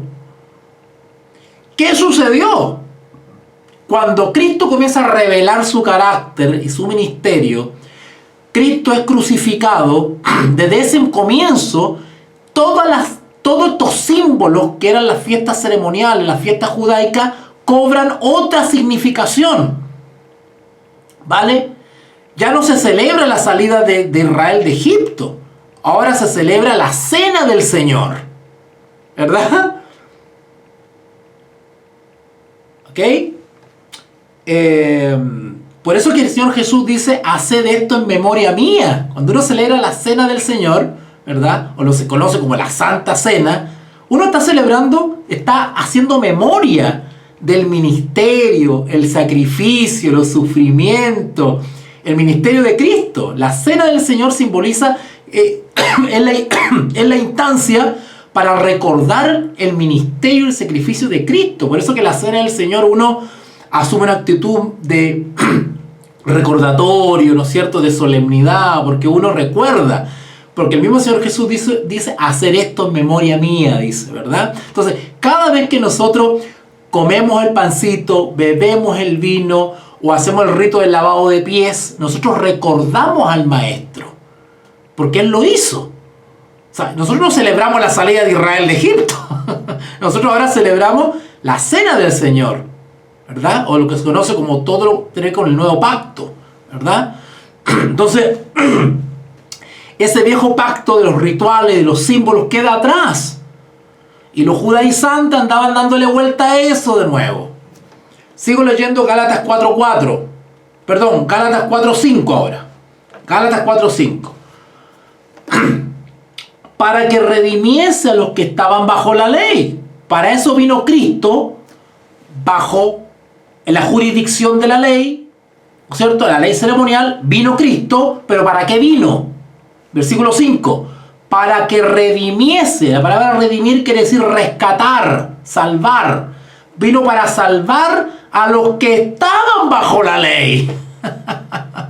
Cristo vino a revelarse primero a su pueblo, a los judíos. Cristo vino a su pueblo de Israel, para justamente rescatarlos de toda esa ceremonia. Cristo vino a decir, oye, ya estoy aquí, dejes de matar cordero, se acabó, ya estoy aquí, llegó el cordero. ¿Ok? En ese sentido, estoy parafraseando, pero más o menos eso es lo que quiere explicar el texto. Yo ya vine, me he revelado, estoy caminando entre ustedes. El Mesías que ustedes esperaban y que todos esos rituales que ustedes tienen me simbolizan a mí, bueno, yo ya llegué. Por lo tanto, los judíos que eran conocedores de la Escritura, ¿qué tenían que haber hecho cuando Cristo fue crucificado? Tenían que haber abierto los ojos y haber dicho, hombre, ¿qué hicimos? Aquí está el Cordero de Dios que quita los pecados del mundo. Ya no tenemos que seguir matando animalitos en el santuario. Hay una serie de fiestas que ya no tienen sentido porque ya tuvo su cumplimiento, vino el Mesías. Y esas leyes ceremoniales, esas leyes rituales quedaron abolidas, incluida la circuncisión. Pero los judaizantes, dale con lo mismo. Entonces había una parte del evangelio que no entendieron los judaizantes, ¿vale? Versículo 5 entonces, Gálatas 4:5, para que redimiese a los que estaban bajo la ley, los judíos, a fin que recibiésemos la adopción como hijos. El pueblo de Israel era el pueblo de Dios y pudo haber seguido siendo el pueblo de Dios si hubiesen aceptado a Jesús como Señor y Salvador. Pero al crucificarlo, al asesinarlo y al rechazarlo, pierden el estatus de hijo de Dios. La única manera que el pueblo judío hubiese seguido manteniendo el estatus de hijo de Dios, de hijos de Dios o de pueblo de Dios, eran que hubiesen abrazado a Jesús por la fe. Y no lo hicieron. Si para eso vino Cristo, para redimir, para rescatar a su pueblo judío, para revelarse a su pueblo, y su pueblo tenía que haberlo recibido. ¿Ok? Así que en ese sentido podemos comprender ahora de una mejor manera Gálatas 3:13. Gálatas 3:13. Cristo nos redimió de la maldición de la ley. ¿Cuál ley? La ley de la ceremonia, las leyes judaicas. El régimen judaico de ceremonia era una maldición, era una carga para la gente. Cuando las personas querían buscar justificación y perdón mediante el cumplimiento y la realización de ciertos ritos, eso para Pablo es una maldición, era un peso. Cuando la justificación es por gracia, gratuita, es por la fe, no había que ir a matar ningún cordero. Por eso que es una maldición, dice Pablo. Cristo nos redimió de la maldición de la ley, hecho por nosotros maldición. Es decir, Cristo fue hecho maldición por nosotros. En otras palabras, Cristo fue crucificado, fue sacrificado como una ofrenda por nosotros. O sea, Él fue hecho maldición. En otras palabras, acuérdense que en los sacrificios lo que se hacía era imputar los pecados del arrepentido, los pecados le eran imputados al animalito inocente. En vez de pagar yo por mis pecados, pagaba un inocente. Y mis pecados simbólicamente eran transferidos al animalito inocente. Y el animalito pagaba con su sangre. Y era degollado el animalito. ¿Vale? Era hecho maldición. Un inocente era considerado maldito, transgresor, pecador. Y así Cristo fue considerado maldito. ¿Por qué? Porque Él se sacrificó por nosotros. Es que Él cargó con nuestros pecados, no teniendo que hacerlo. Siendo justo, santo, bueno, sin pecado. Él se hizo maldición, se hizo pecador. Simbólicamente hablando, se hizo pecador y murió por nosotros como morían los corderitos en el santuario. Por eso Él fue hecho maldición por nosotros. Repito, Gálatas 3:13. Cristo nos redimió de la maldición de la ley, hecho por nosotros maldición. Para librarnos de la condenación de la ley, Él se sacrificó, se hizo maldición. Porque está escrito, maldito todo aquel que es colgado de un madero. ¡Wow! ¿Y quién fue colgado en un madero? El inocente. El inocente fue colgado como un maldito en una cruz. Y ustedes saben que la cruz era reservada para los criminales. Pero Él se hizo maldito y criminal por nosotros. Él asumió esa responsabilidad. Versículo 14, Gálatas 3:14. Para que noten la palabra, para que en Cristo Jesús la bendición de Abraham, ¿vale? Es decir, la bendición de Abraham quiere decir las promesas. Las promesas que se le hicieron a Abraham. ¿Se acuerdan las promesas que se le hicieron a Abraham o no? La primera, te haré padre de multitudes. ¿Se acuerdan que le dijeron, mira las estrellas del cielo, así será tu descendencia? Abraham lo creyó. Primera promesa, bendición. Segunda, acuérdense lo que pasó con la tierra prometida. Anda, Abraham, arregla todas tus cosas y vete a la tierra que yo te daré. Y Abraham obedeció por la fe. Por eso se le llama padre de la fe. Entonces, todas esas bendiciones o promesas que se le hicieron a Abraham, si nosotros, igual que Abraham, creemos, también esas bendiciones, somos herederos de esas bendiciones. ¿Ok? Y todo eso es un símbolo maravilloso. Porque así como Abraham esperaba la tierra prometida, nosotros también esperamos una tierra prometida. Así que la promesa de la tierra prometida, de la nueva tierra, se va a hacer una realidad en aquellos que creen como Abraham. Para que en Cristo Jesús hay que estar en Cristo Jesús. La bendición que se le hizo a Abraham alcanzase a los gentiles también. A fin de que por la fe, noten, es por la fe, recibiésemos la promesa del Espíritu. Ahí está el versículo. Este que estaba buscando César. Este que estaba buscando. Noten, la promesa del Espíritu Santo es por la fe. Yo no tengo que realizar ninguna obra. Yo no tengo que esperar un milagro, un hecho portentoso, una cosa sobrenatural, así, que me toque para recibir el Espíritu Santo. No. El Espíritu Santo se recibe por la fe. Por la fe. Acuérdense los apóstoles en el aposento. Estaban esperando la promesa. Es una promesa. Promesa es algo que se espera. Es algo que no se recibe inmediatamente. Es algo que se espera con paciencia. Yo no tengo que apurar la promesa. Tengo que esperar por la fe. Y llega. Es por la fe. Yo no tengo que andar buscando sentir que recibí el Espíritu Santo. No. El Espíritu Santo se pide por la fe y se espera que éste llegue. ¿Vale? ¿Y cuál es la evidencia que el Espíritu Santo está en mi vida? La evidencia es la transformación de la vida. Esa es la evidencia de que el Espíritu Santo está influenciando en mi vida. Hay una transformación de los motivos, las intenciones, los pensamientos, los sentimientos, las acciones. Todo eso es transformado a igualdad con Cristo, a imagen de Cristo. ¿Vale? Así que, por favor, pongan atención a ese versículo 14. Muchas gracias profesor. Me salí no tomé este otro link porque no me siento muy bien de salud, por eso que no lo tomé. Perfecto, ya. Que el Cristian me está avisando que tuvo problemas de salud, por eso no pudo conectarse. Ya. Entonces, me dice acá el versículo 14, entonces, para que en Cristo Jesús la bendición de Abraham alcanzase a los gentiles, a fin de que por la fe, noten, por la fe, recibiésemos la promesa del Espíritu. El Espíritu se recibe por la fe. Hay otro versículo que también confirma esto, Gálatas 3:2. Gálatas 3:2, que ya lo leímos. Esto solo quiero saber de vosotros. ¿Recibisteis el Espíritu por las obras de la ley o por el oír con fe? ¿Notaron? El Espíritu Santo se recibe creyendo, oyendo por la fe.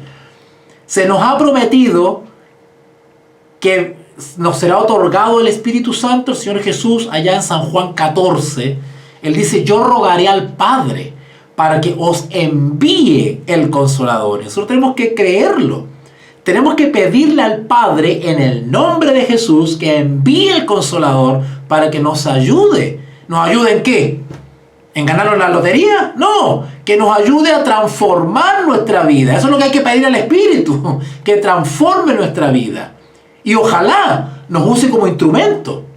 Ahora, para que nos use como instrumento, el Espíritu tiene que darnos un don, ¿verdad? Ok, bueno, sigamos. Ya vamos terminando casi la mitad del capítulo 3. Avancemos un poquitito y terminamos. Vamos hasta el 18. Gálatas 3:15. Gálatas 3:15. Hermanos, le dice Pablo a los Gálatas. Pobre Pablo, cómo pasaba rabia. ¿Eh? Gálatas 3:15. Hermanos, hablo en términos humanos. ¿Qué quiere decir esto cuando Pablo dice hablo en términos humanos? Cuando Pablo dice hablo en términos humanos, lo que quiere decir es trato de hablar lo más sencillo posible, lo más claro. Yo acá no estoy hablando en lengua, en idioma teológico, estoy hablando lo más claro que puedo. Eso quiere decir términos humanos, términos que todos pueden entender. Un pacto, aunque sea de hombre, una vez ratificado, nada lo invalida, ni nada le añade. O sea, si entre nosotros los seres humanos nos prometemos cosas y cumplimos, hacemos un contrato y somos justos y cumplimos, ¿cuánto más el Señor va a cumplir lo que Él ha prometido? Si nosotros, siendo defectuosos humanos, respetamos los pactos que hacemos, los contratos, ¿cuánto más el Señor? Versículo 15 otra vez. Hermanos, hablo en términos humanos. Un pacto, ese pacto es lo mismo que decir testamento también. Un pacto, aunque sea de hombre, una vez ratificado, nadie lo invalida, ni nadie le añade. Ahora bien, a Abraham fueron hechas las promesas.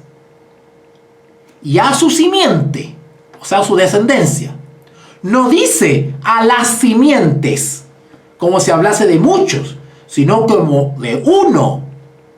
Y a tu simiente, en la cual es Cristo. Claro, porque Cristo viene de esa genealogía, viene de esa descendencia, Cristo. De la simiente de Abraham vendría el Mesías. Así que la parte final del versículo 16 dice, y a tu simiente, la cual es Cristo. Esto pues digo, el pacto previamente ratificado por Dios para con Cristo, es decir, la promesa del Mesías, que vendría el Mesías, la ley que vino 430 años después, no lo abroga para invalidar la promesa. ¿Vale? Noten, ¿qué cosa vino 430 años después que a Abraham se le hizo la promesa? Desde que a Abraham se le hizo la promesa pasaron 430 años. ¿Qué vino después de eso? Acá dice la ley que vino 430 años después. ¿Qué ley vino 430 años después que a Abraham se le hizo la promesa? Bueno, 430 años después ya no estaba Abraham, pues. Estaba Moisés. Y a Moisés se le dijo, sube al Sinaí, y les dieron las tablas de la ley a Moisés. ¿Ustedes se acuerdan de esa historia? Abraham subió al monte Sinaí, se escuchaban las trompetas y las bocinas, y el pueblo de Israel estaba abajo temblando, y Moisés estaba arriba con los rayos y todo, y Moisés llevó 2 tablas de piedra, y el dedo de Dios escribió la ley, las tablas de la ley donde estaban los principios morales de Dios, de la ley eterna.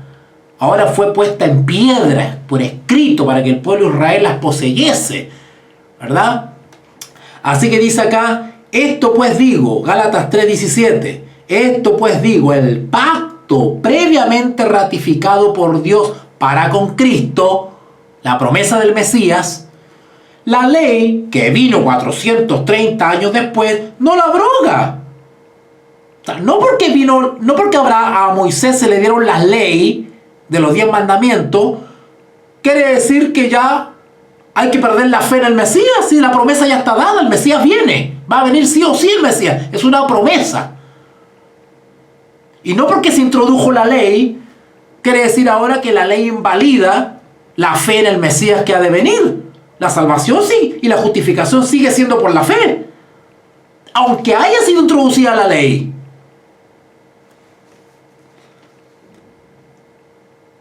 Versículo 18. Porque si la herencia es por la ley, obras de la ley, ya no es por la promesa. Ojo, quiero decir algo acá. No solamente a Moisés se le dieron las tablas de la ley, de los 10 mandamientos, que son principios morales, sino que también a Moisés se le dieron un montón de otras leyes más. O sea, a Abraham se le dieron leyes penales, leyes procesales, leyes sanitarias, leyes ceremoniales, leyes civiles, leyes para tratar la convivencia entre los israelitas, leyes de higiene, leyes sanitarias, ¿no es cierto? Porque andaban en el desierto, había que tener orden respecto a la limpieza, si no, imagínense ustedes. Leyes ceremoniales para regular los ritos religiosos, la adoración en el santuario, en este caso en el tabernáculo, ¿verdad? Que se armaba, se desarmaba. ¿Ustedes se acuerdan de eso? Bueno, se le dio un montón de leyes, aparte de los 10 mandamientos en Sinaí.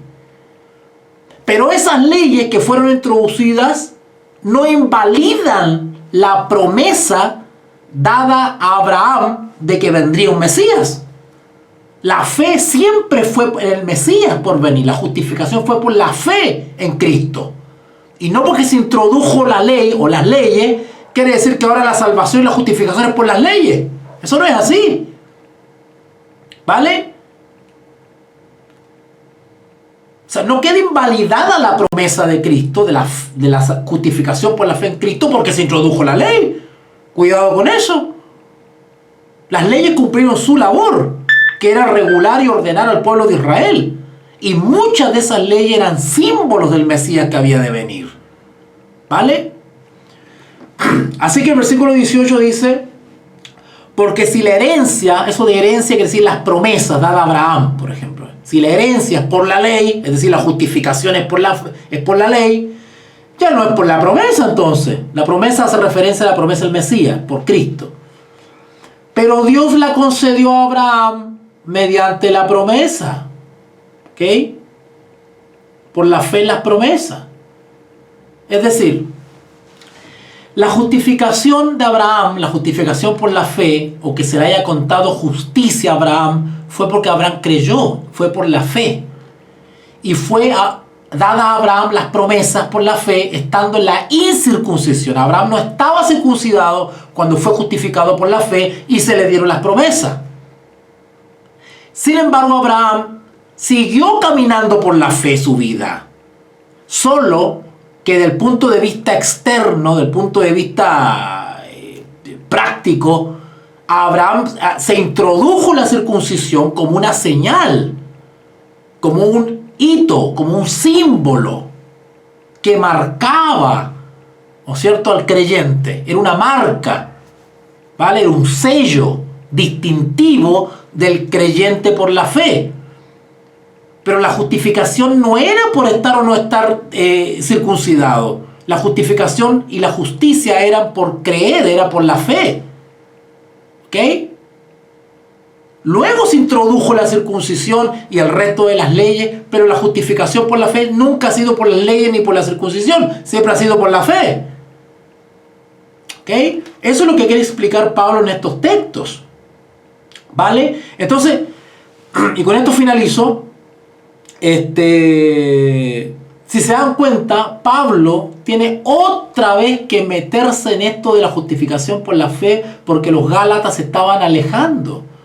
Los Gálatas estaban volviendo para atrás, estaban volviendo a la esclavitud. Y hoy en día estamos viendo algo parecido. Hay congregaciones cristianas que se creen judías. ¿Han visto ustedes? Hasta se disfrazan como judíos. Una cosa impresionante. Pablo está enseñando acá que la salvación es por la fe en Jesucristo. Dios tiene una iglesia en la tierra. Tiene un pueblo y se llama cristiano. Tradicionalmente, o sea, bíblicamente, pero la denominación de cristianismo viene derivado de una tradición en realidad, que es una tradición bíblica, porque a los creyentes en Cristo se les empezó a llamar cristianos. No es que Cristo haya dicho, ahora se van a llamar cristianos. No, se les comenzó a llamar cristianos. O sea, de manera tradicional se le llama cristianismo a la iglesia de Cristo. Cristo tiene un pueblo, una iglesia. Cristo no tiene dos pueblos, tiene uno. Y seas israelita, o seas argentino, o seas chileno, o seas brasileño, tú tienes que formar parte de este único pueblo por la fe en Cristo. Y sin embargo hoy día vemos gente que tiene una mezcla de cristianismo con judaísmo. No sé si se han dado cuenta. Algunos le llaman mesiánicos. Yo he visto otros que se empiezan a disfrazar de judíos, se ponen una manta en la cabeza y se dejan la barba larga y están obsesionados con el hebreo y que Israel y no sé qué, y dale con Israel. Una cosa que no se entiende, y Pablo aquí está clarito: no vuelvan para atrás, eso es esclavitud. Pablo abandonó el judaísmo. Y sin embargo hoy día vemos cristianos que quieren volver al judaísmo. Y mezclan cristianismo con judaísmo. Y Pablo mismo abandonó el judaísmo. Una cosa que no se entiende. Entonces Pablo tiene que escribir Gálatas otra vez para volver a los cimientos, a los Gálatas que se estaban deslizando otra vez hacia el judaísmo. Porque en definitiva eso es lo que estaba pasando. Los judaizantes, por eso el nombre, estaban otra vez deslizando a los creyentes en Cristo hacia la religión judaica. Por eso se llama judaizantes. ¿Vale? Y Pablo tuvo que otra vez, si él mismo dice, yo pertenecía al judaísmo en aquel tiempo, yo pertenecía, dice. Él abandonó el judaísmo, él era judío de nacionalidad, de raza, que es otra cosa distinta. Pero desde el punto de vista religioso, Pablo no abandonó el judaísmo. Porque el judaísmo se quedó en tinieblas y el judaísmo se quedó atrás. El judaísmo no reconoció al Mesías. Pablo no podía seguir en el judaísmo como religión porque era una religión que rechazó a Cristo. ¿Cómo iba a pertenecer al judaísmo? Pablo ahora era cristiano, creyente en Cristo, esclavo de Jesucristo, apóstol en la iglesia de Cristo. Él abandonó el judaísmo porque era inconsecuente, no podía seguir perteneciendo a una religión que persiguió, asesinó y rechazó a Cristo. Si no, entonces todos volvamos al judaísmo, pues. ¿Se dan cuenta? Al contrario, si conocemos algún día algún israelita, de nacionalidad israelita, del país de Israel, hay que presentarle a Jesucristo. A mí no me importa su nacionalidad, puede ser israelita, árabe, egipcio, me da lo mismo. Ya no es por nacionalidad este tema. Tú no eres hijo de Dios porque eres de una nacionalidad. Tú eres hijo de Dios porque aceptas a Jesús como Señor y Salvador. Eso te hace un creyente en Cristo, un cristiano. Independiente de tu nacionalidad. Entonces, si algún día nos encontramos con un israelita del país de Israel, hay que presentarle a Cristo. Porque lo ideal sería que ese israelita abandonase el judaísmo y se pasase al cristianismo. ¿Qué más quisiéramos nosotros? Pero ahora vemos todo al revés. Vemos cristianos que se quieren hacer israelitas. Se quieren hacer judíos. Y a mí, yo tengo personas conocidas, amigos, que andan disfrazados con una manta y hablan y empiezan a hablar como en hebreo y usan palabras. Ya no dicen Jesús, dicen Yahshua. Y empiezan, hasta andan tocando el chofar. ¿Han visto ustedes algunos que andan tocando el chofar? Esa trompetita de un cuerno que usaban los judíos. Y empiezan a adoptar cosas que son de judíos. Yo entiendo que quizás uno tiene cierta admiración por las tradiciones, ¿no es cierto? Cosas bonitas que tienen los judíos, pero ya todo tiene un límite. Impresionante. Todo eso es ignorancia. Todo eso sucede por ignorancia. Creyendo que adoptando cosas judías están más original, están más primitivos. Eso es un engaño, eso es una ignorancia. Gálatas no enseña eso, al contrario. Gálatas le tira la oreja, Pablo le tira la oreja a los Gálatas, dice, ¿por qué se están volviendo para atrás? Si ustedes empezaron por el Espíritu, por la fe en Cristo recibieron el Espíritu Santo y son ustedes la iglesia de Cristo, ¿cómo se van para atrás ahora? A circuncidarse, a guardar las fiestas judaicas, las ceremonias. Eso ya no corre. ¿Se acuerdan cuando Pablo dice, yo era hebreo de hebreo, judío, esto, y todo lo estimado como pérdida, dice él? Él abandonó el judaísmo, él ya lo usaba como etiqueta, yo soy judío, yo soy aquí, yo soy hebreo. Todo se lo consiguió como pérdida, para él no significaba nada ahora. Para él para ahora, todo era Jesús ahora para él. Y hoy en día, ¿qué vemos? Cristianos que están volviendo para atrás otra vez. Eso se llama ignorancia. Y ahora yo no los estoy condenando porque ellos lo hacen de todo corazón. Y ellos creen que están bien haciendo eso. Y hasta ponen la bandera de Israel en algunos púlpitos. ¿Han visto ustedes algunas iglesias que ponen la bandera del país de Israel en el púlpito? Bueno, si ponemos la de Israel, pongamos la de Brasil y pongamos la de Arabia Saudita, porque pongamos todos los países entonces, pues. ¿Qué de especial tiene Israel? Y ojo, no lo estoy condenando, pero ellos creen eso y está bien, ellos creen que están así y lo hacen de todo corazón y es respetable, pero eso no está conforme a la Escritura. Entonces hay cosas que hay que cambiar, hay cosas que hay que mejorar y no fanatizarse y pensar que ustedes tienen aquí está la sana doctrina, eso no es verdad. Cuando alguien te enseña algo, tú logras entender en la Escritura algunas cosas, hay que tener suficiente humildad y madurez y decir, he estado mal, pues he estado equivocado, hay cositas que hay que cambiar. ¿Vale? Bueno, vamos a dejarlo hasta acá. Queda pendiente el último cachito del capítulo 3 de Gálatas, que es el propósito de la ley. Mira, Pablo como si volviéramos a Romano otra vez. Tu donación es nuestro salario. Que Dios te bendiga.